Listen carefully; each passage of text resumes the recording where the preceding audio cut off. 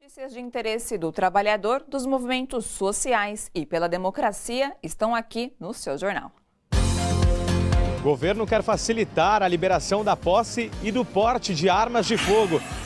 No Rio de Janeiro toma posse o novo defensor público geral do Estado, com um discurso de valorização da vida e defesa dos menos favorecidos. Movimentos da sociedade civil organizada lamentam o fim do CONSEA, o Conselho Nacional de Segurança Alimentar e Nutricional. Magistrados condenam o fim do Ministério do Trabalho e a divisão de funções da pasta entre o Ministério da Economia e o Ministério da Justiça e Segurança Pública.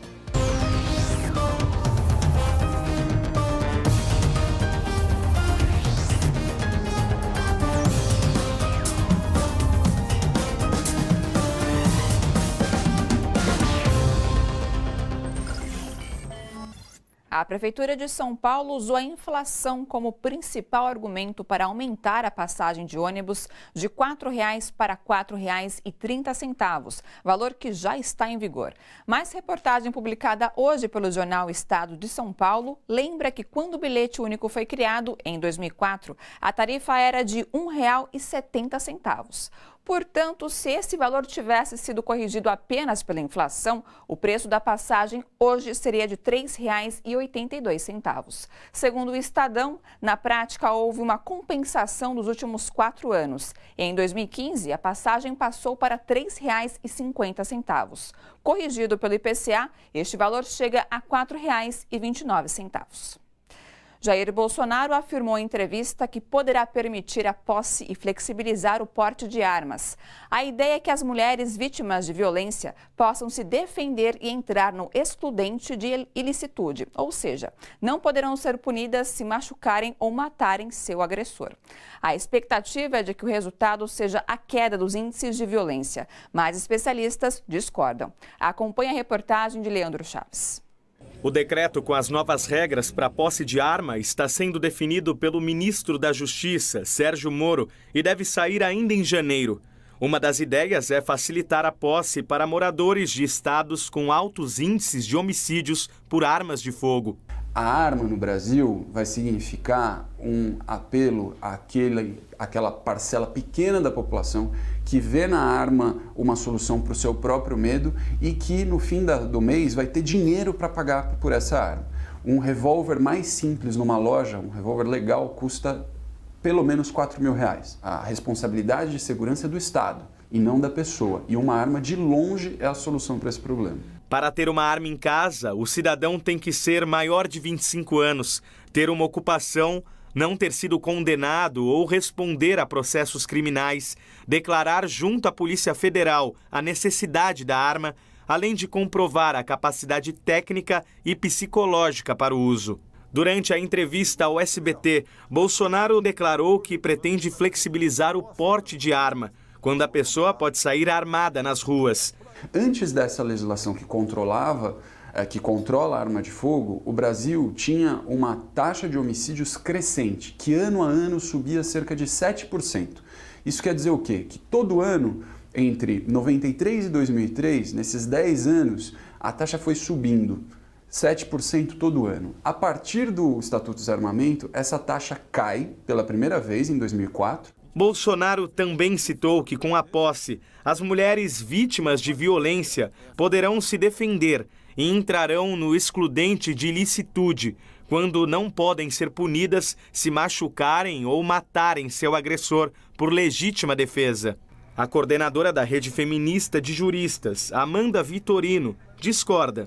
A presença de um porte de arma dentro de um lar corrobora para a manutenção de um ciclo de violência, né? Porque ao mesmo tempo que a mulher ela tem o porte de arma, o parceiro dela também pode ter um porte de arma. Além disso, o que acontece? A gente responsabiliza a mulher pela sua própria morte. O que a gente tem que entender não é que só as mulheres morrem de uma forma natural. Os agressores a matam. A gente tem que pensar a percepção do feminicídio a partir do agente masculino, não a mulher como vítima, mas o homem como um agressor. Uma pesquisa do Instituto Datafolha do último mês aponta que 61% dos entrevistados disseram que a liberação da posse deve ser proibida, pois representa ameaça de vida a outras pessoas.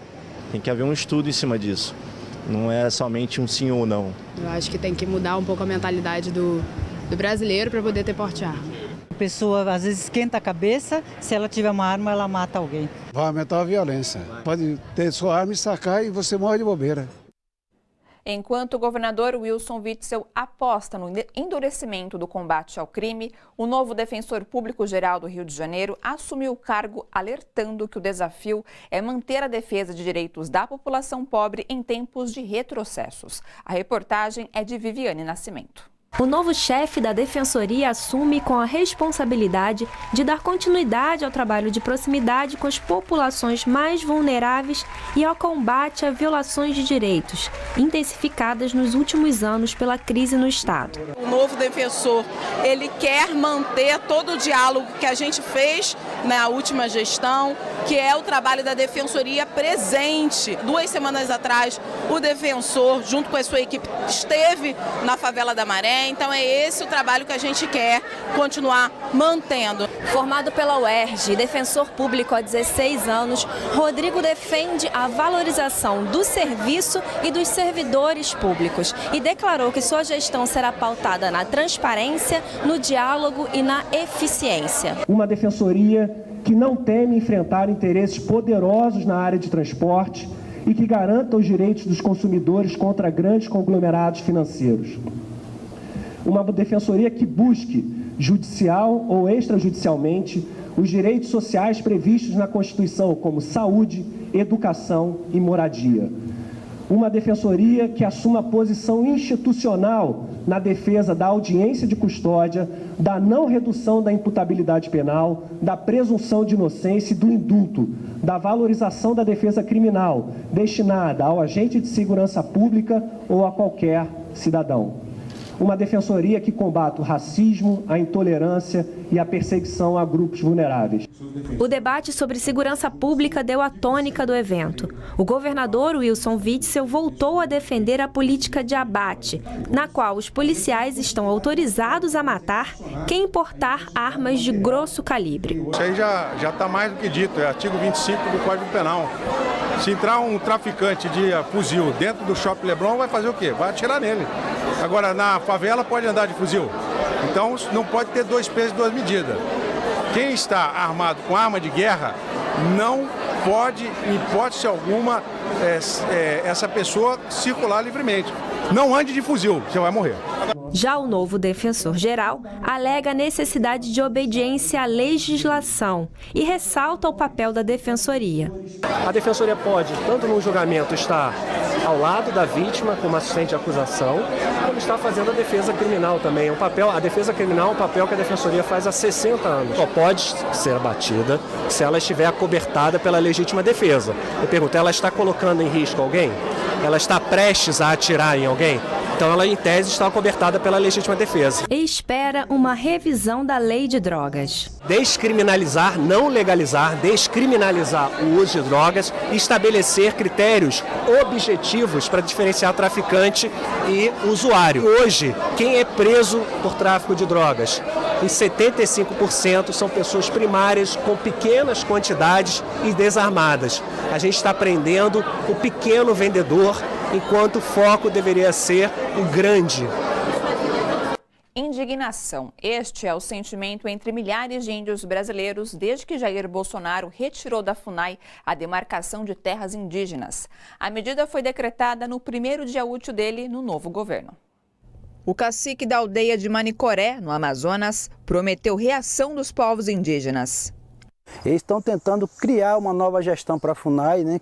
Uma nova medida para a FUNAI, só que é uma medida muito, eu acho assim, preocupante, né? Porque não tem o nosso acompanhamento, né? É uma decisão que está sendo tomada pela iniciativa do governo, não pela uma iniciativa dos povos indígenas, mas os povos indígenas vão reagir. Horas após a cerimônia de posse, Jair Bolsonaro transferiu para o Ministério da Agricultura a demarcação de terras indígenas e quilombolas, que antes era atribuição da FUNAI e do INCRA. Agora, a ministra da Agricultura, Tereza Cristina, que foi líder da bancada ruralista no Congresso, comandará a pasta. Entidades voltadas à defesa de indígenas, quilombolas e de recursos naturais criticaram a medida provisória. Para eles, uma série de problemas ambientais pode acontecer por causa do decreto, como o aumento do desmatamento, da violência no campo, além de conflito de interesses, já que Jair Bolsonaro entregou territórios ancestrais aos interesses do agronegócio. Atacada em redes sociais por Jair Bolsonaro e pelo ministro do Meio Ambiente, que questionaram um contrato que assinou, pediu exoneração hoje à presidenta do IBAMA, Sueli Araújo. Ela aguardava a chegada do substituto escolhido pelo novo governo, mas decidiu antecipar a saída. Sueli Araújo, nomeada por Michel Temer logo após o golpe de 2016, é especialista em licenciamento ambiental e proteção à biodiversidade. E pesquisa mostra: brasileiro quer política e educação sexual na escola. A gente volta já.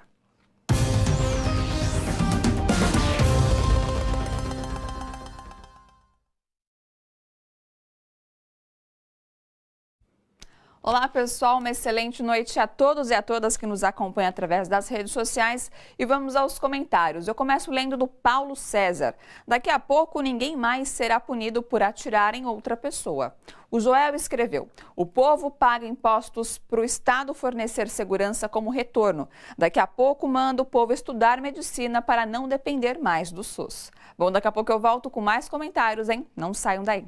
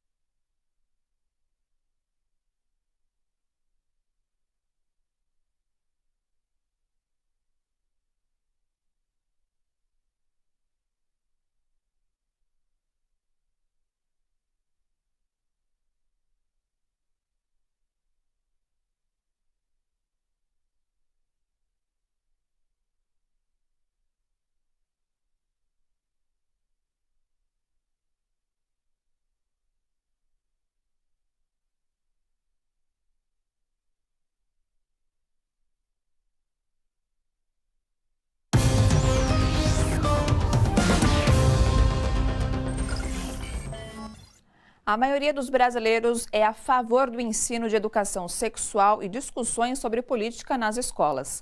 É o que aponta a pesquisa do Instituto Datafolha, divulgada hoje. Segundo o levantamento, 54% dos entrevistados apoiam a educação sexual e 71% concordam com debates políticos na sala de aula. A pesquisa ouviu 2.077 pessoas em 130 municípios entre os dias 18 e 19 de dezembro. A margem de erro é de 2 pontos percentuais para mais ou para menos. Em Brasília, movimentos sociais lamentam o fim do CONSEA, o Conselho Nacional de Segurança Alimentar e Nutricional Sustentável. Para eles, a medida provisória assinada por Jair Bolsonaro na semana passada é apenas mais uma das ações do governo para limitar a participação da sociedade nas políticas do país. O CONSEA, ou Conselho Nacional de Segurança Alimentar e Nutricional, foi recriado em 2003, no governo de Luiz Inácio Lula da Silva. O órgão era composto por 1/3 de representantes do governo e 2/3 de representantes da sociedade civil organizada e foi considerado preponderante na implantação de políticas para o aumento da produção e principalmente do combate à fome. A notícia do fim do CONSEA em medida provisória assinada pelo presidente Jair Bolsonaro pegou de surpresa os movimentos sociais. São 40 titulares e 40 suplentes. A CONTAG, Confederação Nacional dos Trabalhadores Rurais, Agricultores e Agricultoras Familiares, voltava do recesso de final de ano, nesta segunda-feira, quando recebeu a notícia. O governo diz que vai respeitar a Constituição, que vai administrar no marco da democracia. Agora, os conselhos são exatamente para aprimorar a nossa democracia, ter participação popular. É a chamada participação ativa da sociedade. É a democracia direta de participação. Não foram escolhidos, votados para representar. Então, é importante, porque faz o controle social, faz todo o debate, ajuda a construir políticas públicas, porque o papel do CONSEA é exatamente assessorar diretamente a presidência da República, com informação, com ideias. O presidente da CONTAG citou como exemplo de ações que deram certo com o apoio do CONSEA o programa Fome Zero de Lula, que teve como objetivo combater as causas imediatas da falta de alimentos e beneficiou mais de 44 milhões de pessoas.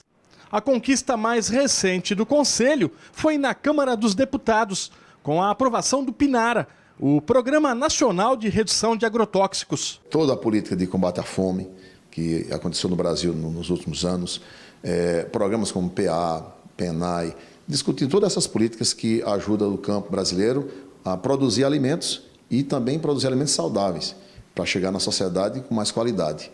Então é uma pena o governo ter feito isso com o Conceia. A luta agora será pela volta do Conceia, pressionando os parlamentares do novo Congresso Nacional a partir de 1º de fevereiro para derrubar a medida provisória. Os legítimos representantes da sociedade estão no Congresso, Câmara e Senado. E a gente espera que, se o presidente não rever essa posição, que o Congresso possa rever e manter o Conceia pela importância que ele tem. Não há motivo nenhum para acabar com ele. Antes mesmo de assumir o cargo de ministro da Economia, Paulo Guedes já defendia a privatização de todas as empresas estatais, entre elas a Petrobras. A justificativa de Paulo Guedes é a mesma que o governo Temer utilizava: reduzir o endividamento público. O diretor do Sindipetro de São Paulo, Alexandre Castilho, afirma que a dívida da Petrobras não justifica a venda da estatal. Vamos ver a entrevista que eu fiz com ele.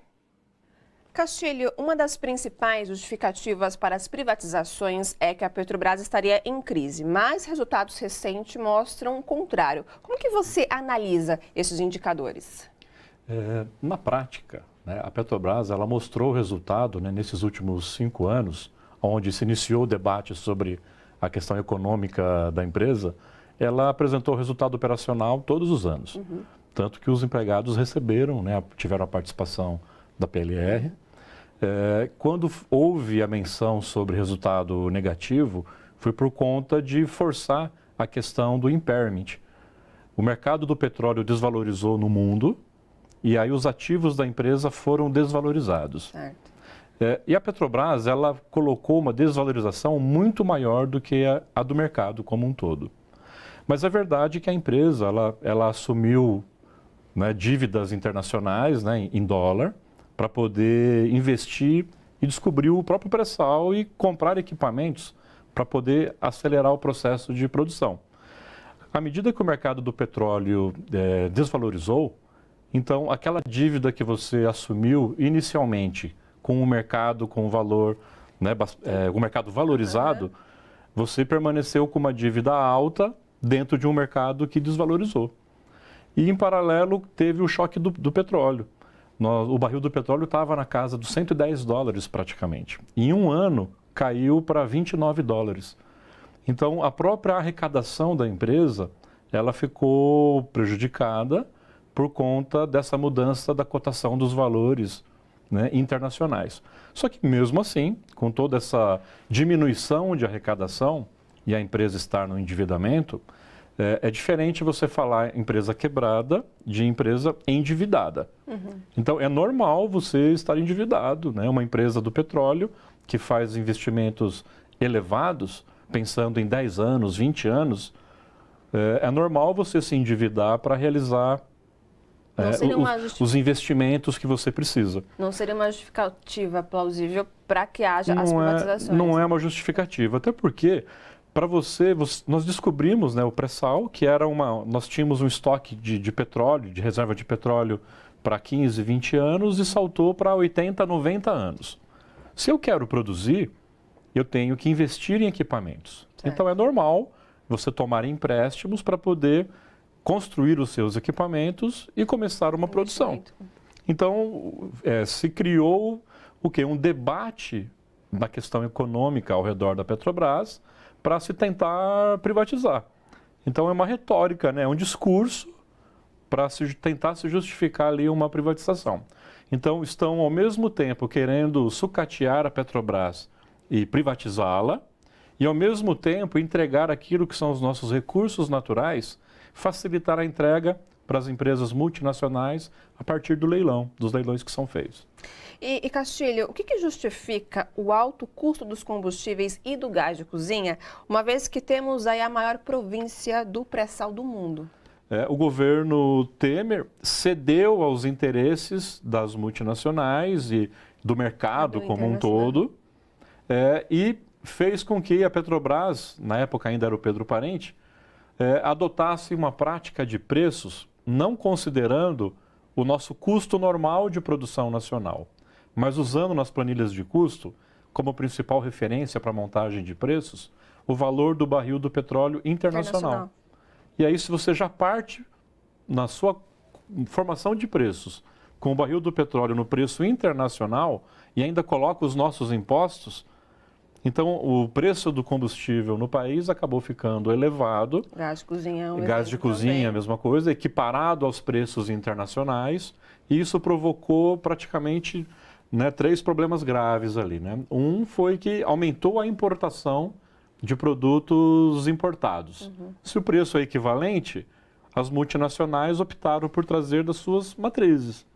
Importaram, então, os combustíveis ao invés de comprar da Petrobras. O segundo problema é que diminuiu a carga de produção da Petrobras. Se ela subiu o preço, diminuiu o volume de venda.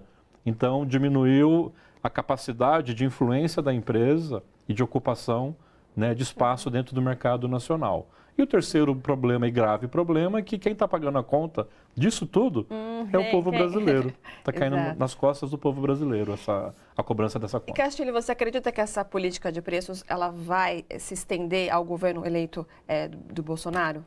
O segmento, a disputa eleitoral que existiu no país, ela ficou com a maioria dos candidatos aliados do governo Temer. Era a base aliada do governo Temer que lançou várias candidaturas presidenciais. E do campo que gostaria de resgatar a política de preços baixos e defender a soberania nacional, existiam praticamente somente 2 candidaturas. O Haddad, que foi para o segundo turno nessa disputa, defenderam uma política para redução dos preços dos combustíveis, mas a vertente que acabou, através dos fake news ali e vencendo a eleição, foi a vertente aí do Bolsonaro, que é manutenção dessa política de preços, para continuar atendendo os interesses internacionais. Então, nós vemos com bastante preocupação as próprias declarações do Paulo Guedes e algumas pessoas da área econômica do governo de transição, dizendo que o preço dos combustíveis no Brasil ainda estão baixos.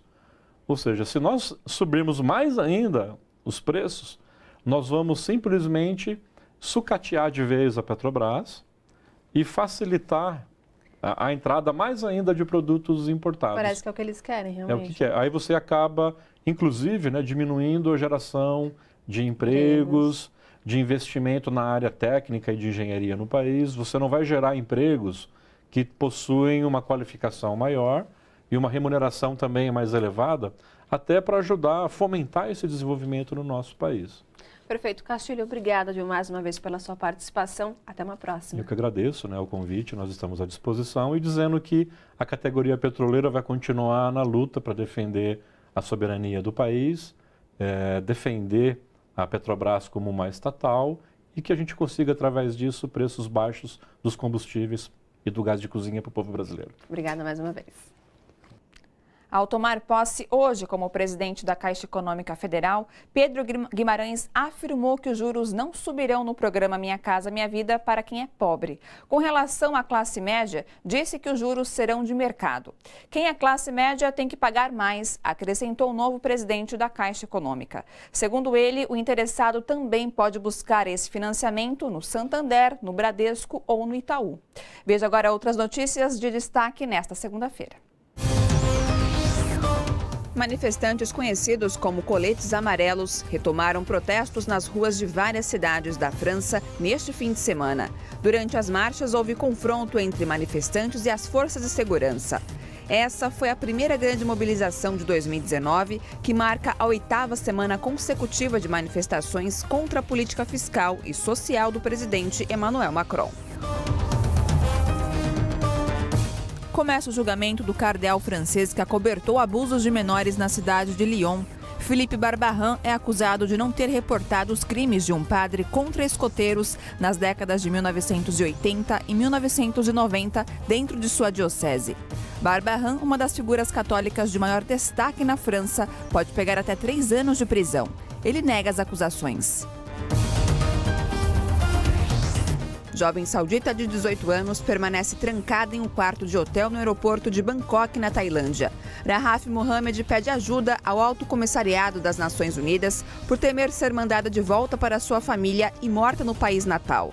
Ela acusa seus familiares de maus tratos. O incidente tem criado uma questão diplomática entre Bangkok e Riad. Papa Francisco faz alerta sobre ressurgimento de movimentos nacionalistas e populistas. No discurso que fez durante o encontro anual com diplomatas estrangeiros do Vaticano, o pontífice também criticou países que tentam solucionar crises migratórias com ações unilaterais ou de isolamentos.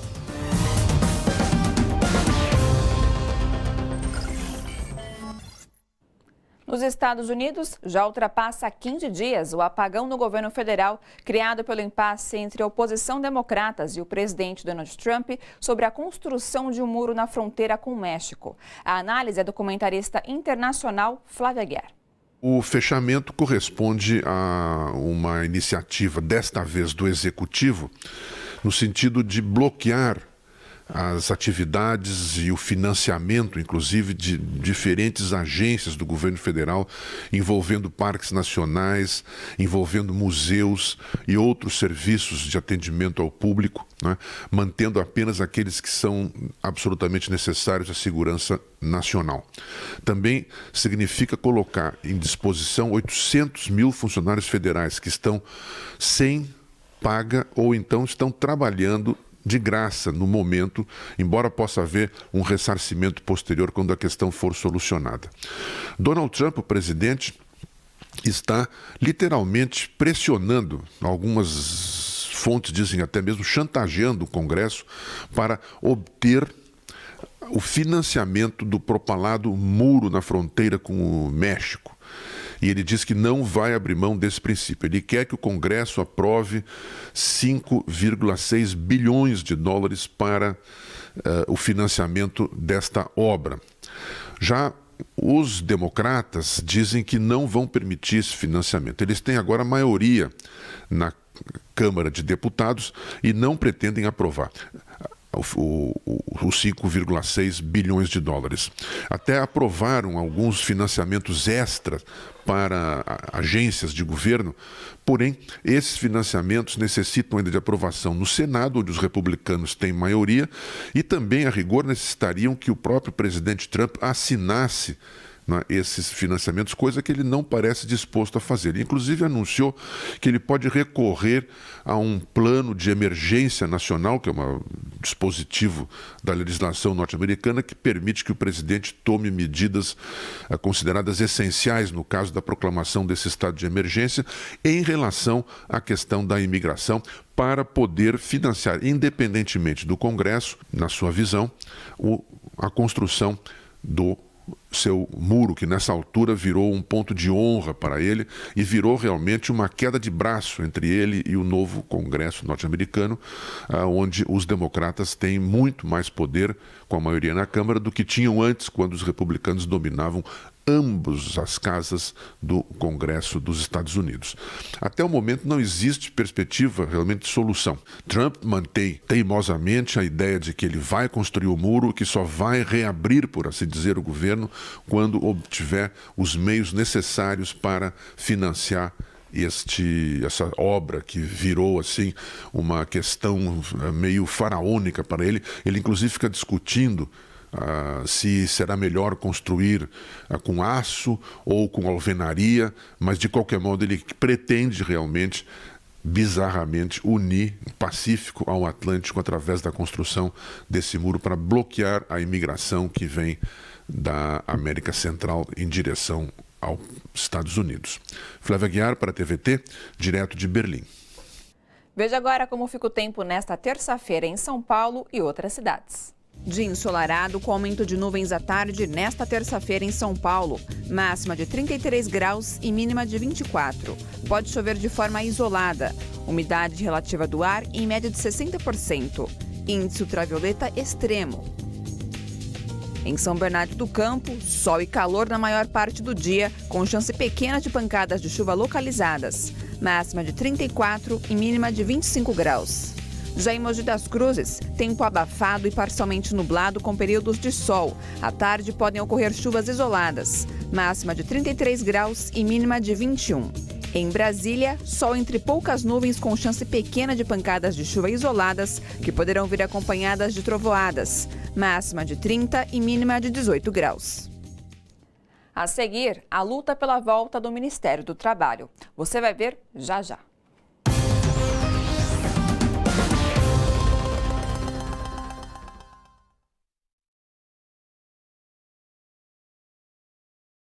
Olá pessoal, olha eu aqui de volta com seus comentários e eu leio agora o da Silene Carvalho. Os índios têm meu apoio, lutem.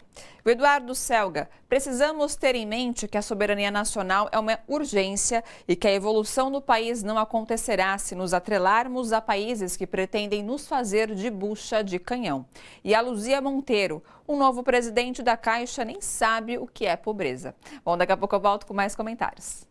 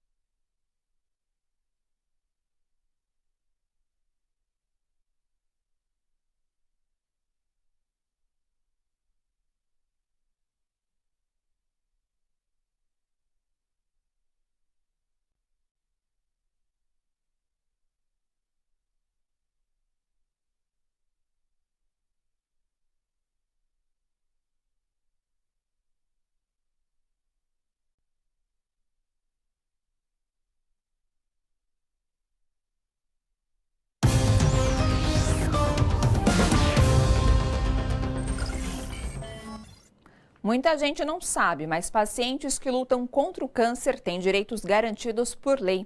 Entre os benefícios estão isenção no pagamento do imposto de renda, IPI, ICMS e IPVA. A reportagem é da Rede Minas. Jana é uma mulher de fibra. Diagnosticada com câncer em junho de 2016, conseguiu conciliar o tratamento com químio e radioterapia à busca por direitos. Primeiro, conseguiu uma liminar na Justiça para que o plano de saúde cobrisse a colocação de prótese para a simetria da mama. Não tinha como realizar a simetria sem a prótese. E isso foi laudo médico comprovando. Só que, infelizmente, eu não consegui a liberação imediata. Eu tive que entrar na Justiça para conseguir a liberação da mama. A segunda vitória foi a compra do carro com isenção de IPVA e redução de IPI, Imposto Federal, e ICMS estadual. O veículo adaptado com pomo giratório e direção elétrica ficou 30% mais barato.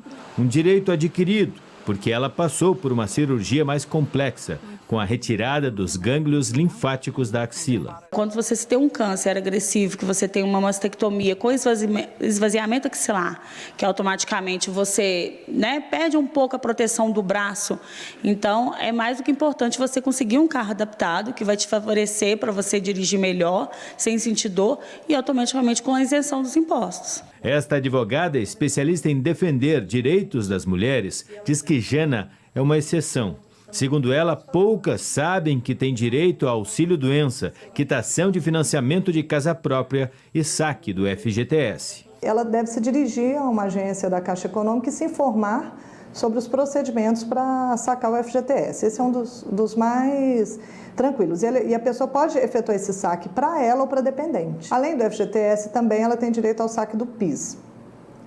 PIS e PASEP, obedecendo naturalmente os requisitos de saque dele. Agora, por exemplo, isenção de tributos para aquisição de veículos, normalmente tem uma relação, o que dá o direito não é a doença, é alguma invalidez que justifique um carro adaptado. Para ter direito a qualquer um destes benefícios, a mulher diagnosticada com câncer precisa passar por perícia, exame feito por médicos do INSS. Auxílio-doença é um dos benefícios, ao meu ver, mais importantes, porque seria um dos primeiros que eu orientaria qualquer pessoa a buscar, né? 91% do valor que ela receberia da aposentadoria.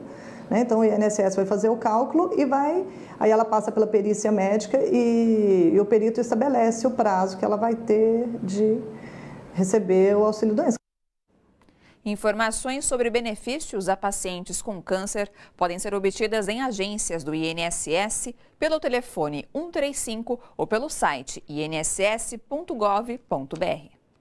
E as medidas do governo Bolsonaro é um ataque direto aos trabalhadores. A extinção do Ministério do Trabalho é prova disso. A pasta será dividida entre os ministérios da Justiça, da Cidadania e da Economia.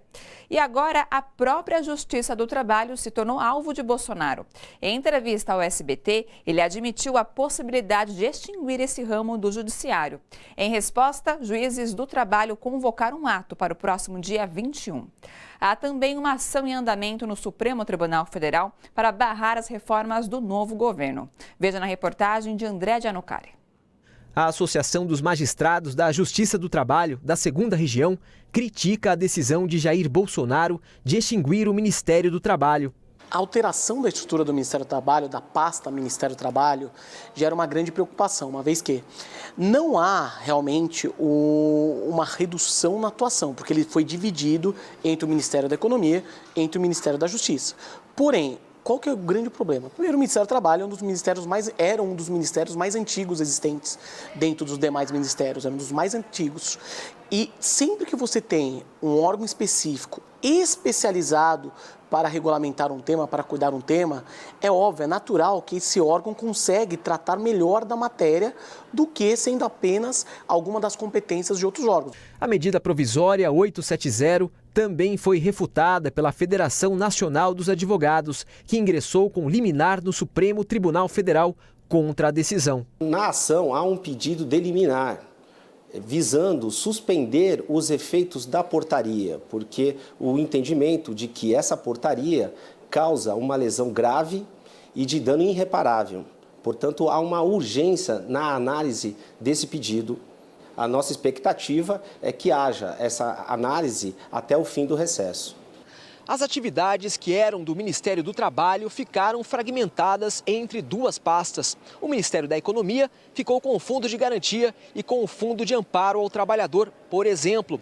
Já o Ministério da Justiça e Segurança Pública ficou com o COAF, o Conselho de Controle de Atividades Fiscais, e com a Carta Sindical, que autoriza a atuação dos sindicatos. Então, um governo que, de cara, ele já demonstra ter todo um apego com os empresários no Brasil, ao dizer que empresários no Brasil é difícil ser empregado no Brasil, defender a informalidade, e agora com a extinção do Ministério do Trabalho, significa, na realidade, carta branca para que os empresários no Brasil não cumpram a legislação trabalhista. E num país onde que nós temos aí 370 mil trabalhadores que trabalham de forma análoga a trabalho escravo. A MP da reforma administrativa, como também ficou conhecida a medida provisória de Bolsonaro, assinada em 1º de janeiro, pode ser o primeiro passo para acabar com outro importante órgão público, a Justiça do Trabalho. O que a gente analisa e percebe que esse governo tem a intenção de, na verdade, não só extinguir o Ministério do Trabalho, como também a Justiça do Trabalho, deixando o trabalhador numa posição muito inferior, na negociação com o empregador.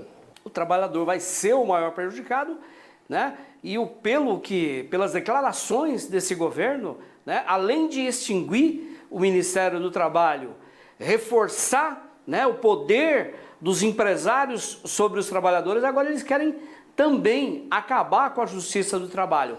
Completo absurdo de um governo que demonstra um completo desrespeito ao conjunto dos trabalhadores. A Frentas, Frente Associativa da Magistratura e do Ministério Público, a associação que reúne mais de 40 mil juízes, promotores e procuradores em todo o país, repudiou os ataques de Jair Bolsonaro à Justiça do Trabalho. Em nota, a entidade afirma que a supressão ou a unificação da Justiça do Trabalho representa grave violação à independência dos poderes. E que não é real a declaração de Jair Bolsonaro de que a Justiça do Trabalho só existe no Brasil. Na nota, a Frentas ressalta que há jurisdição trabalhista na maioria dos países. Na quinta-feira, em entrevista ao SBT, Jair Bolsonaro cogitou o fim da Justiça do Trabalho, passando todas as ações trabalhistas para a Justiça Comum. E a maçã estava banida, mas agora merece homenagem. Na cerimônia de posse de Jair Bolsonaro, as maçãs foram proibidas. A segurança alegou que elas podiam ser jogadas na cabeça do presidente ou de outras autoridades. Mas em um dos seus primeiros atos, Bolsonaro assinou lei que dá ao município de São Joaquim, em Santa Catarina, o título de capital nacional da maçã. E o Frei Luiz Favaron, da Diocese de Santo André, visitou hoje o ex-presidente Lula em Curitiba. Segundo ele, Lula estava animado e falante. O Frei levou livros e cartas para o ex-presidente. Eu cheguei lá ao lugar onde o presidente Lula está. Eu cheguei lá assim, estava muito triste, muito emocionado, pensando que o Lula estava preso, né, que não era o lugar dele. E chegando aí até questionei, falei, mas esta sala onde você está fica sempre trancada, né? E ele falou, pois é, eu estou numa solitária aqui, né? Porém tem os carcereiros, gente boa, que está junto com ele, depois tem visitas e tal, né? Então nós conversamos um pouco de tudo, conversamos a respeito da religião, conversamos a respeito da política, do período de governo dele, da família. A gente sentia que ele tinha muita necessidade de falar, né? Porque às vezes eu queria colocar outras questões, mas eu sentia que ele tinha necessidade de falar, né? E eu participava, né, das conversas deles, entreguei para eles os presentes que o pessoal mandou, uns livros, umas cartas. Eu também entreguei para ele um livro chamado Jesus, Aproximação Histórica, e dizendo para ele assim, né, esse é o nosso mestre e ele que continua sendo o seu exemplo e a sua força nessa luta, né? E ele gostou muito. Hoje, 7 de janeiro de 2018, você acompanhou aqui no seu jornal. O governo quer facilitar a liberação da posse e do porte de armas de fogo. No Rio de Janeiro toma posse o novo defensor público geral do Estado, com um discurso de valorização da vida e defesa dos menos favorecidos. Movimentos da sociedade civil organizada lamentam o fim do CONSEA, o Conselho Nacional de Segurança Alimentar e Nutricional. Magistrados condenam o fim do Ministério do Trabalho e a divisão de funções da pasta entre o Ministério da Economia e o Ministério da Justiça e Segurança Pública.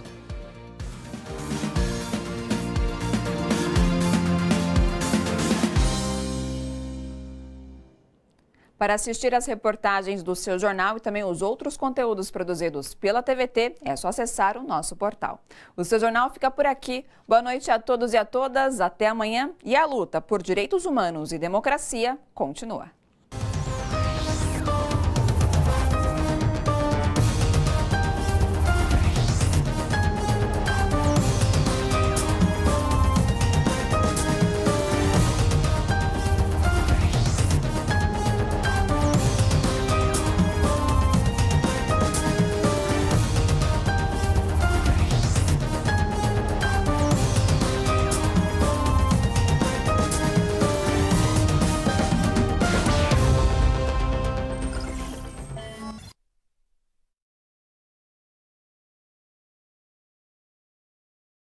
Olá, pessoal das redes sociais. Voltei com os comentários e eu leio agora o da Isabel Cabral. Triste um governo ser lembrado por um muro separando os povos em pleno século XXI.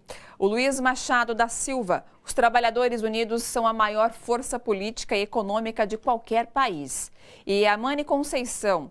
Ou seja, mais do que nunca, o judiciário será um poder exclusivo para ricos. Aos pobres, só restará as cadeias e as sepulturas nos cemitérios. Bom, agradeço a todos que participaram nesta segunda-feira dos comentários, me fizeram companhia aqui. E eu agradeço mais uma vez também pela interatividade. E amanhã, pontualmente às 7 da noite, tem mais notícias e informações e, claro, comentário de vocês aqui no seu jornal. Beijo grande, até lá!